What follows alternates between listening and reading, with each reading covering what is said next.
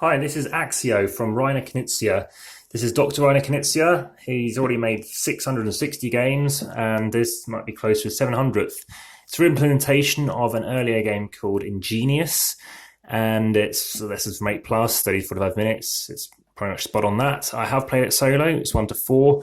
It's in the family genre by Pegasus Spieler. Very simple rules. It's literally that for English and the same for German as well. So I'll show you what happens. Let me just undo the board.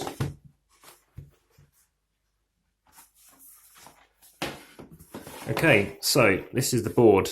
It's a lovely board, but I would say don't play it necessarily in a greasy pub, or if people are using fingers, aren't using the tongs, the cutlery, because I have noticed a bit of grease land on the boards, such as here. So you need 1 per player. I think 1's enough, especially as you can see how it goes solo. You need a tile rack, and you're going to need these little things as well. So this is a game whereby you're placing out tiles.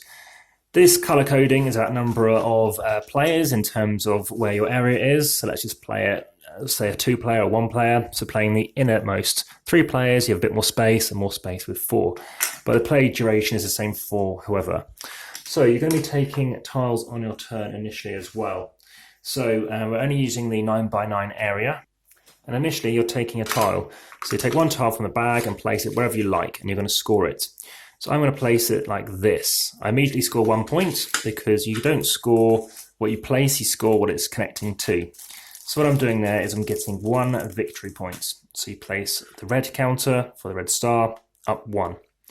You then draw 5 tiles, and then the next player will place out theirs, and then you can continue. So this is basically what I have.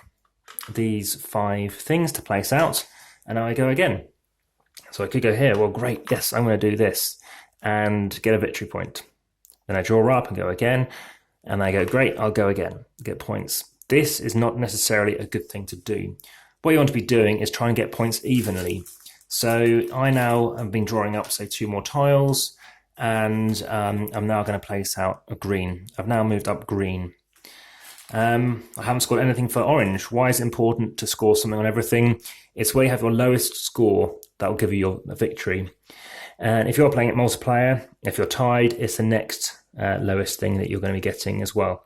So if you happen to be over here, you're trying to get victory points of blue, etc.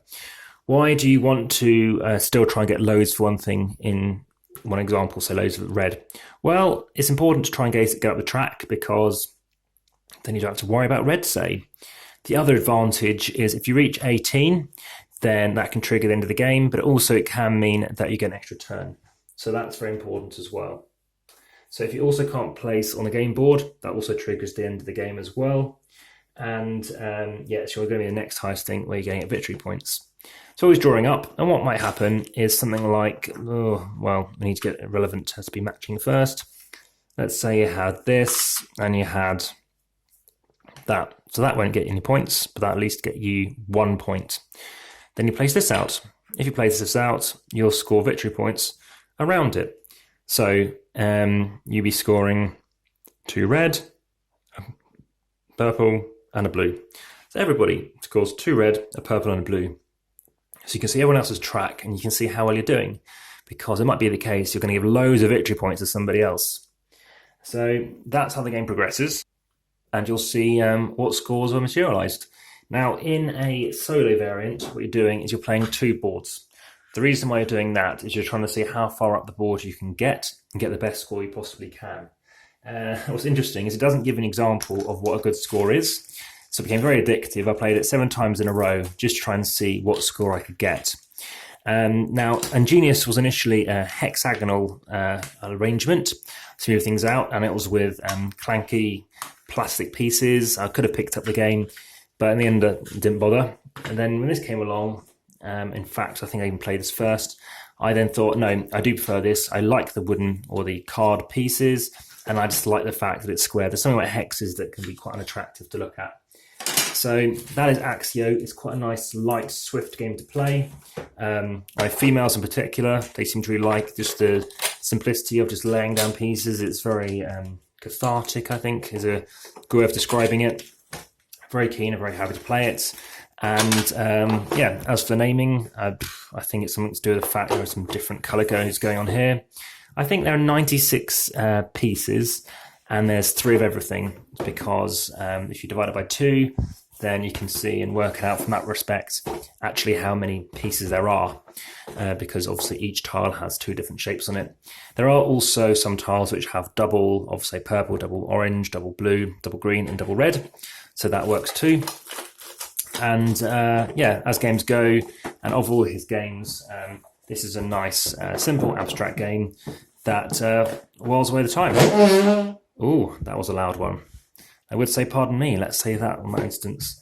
So I do like it, as I said, as a solo, rules in German and in English.